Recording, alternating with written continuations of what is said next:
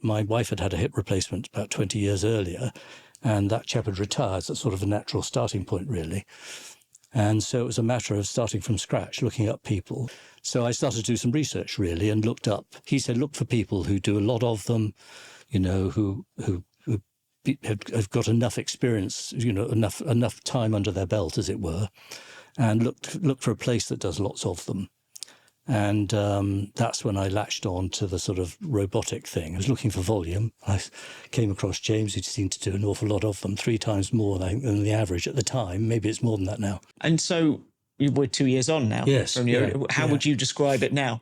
Well, I don't really know I've got it. Actually, I've forgotten about it. And I've got a huge range of movement in it, so I really don't give it much thought. I golf a bit, and that's no problem for golfing. It's the left hip. Mine was a left hip, and so that gives me no difficulty at all. I've never had any pain from it at all. Which is perfect. It has been a huge success, actually. I shouldn't have perhaps been as nervous as I was to begin with.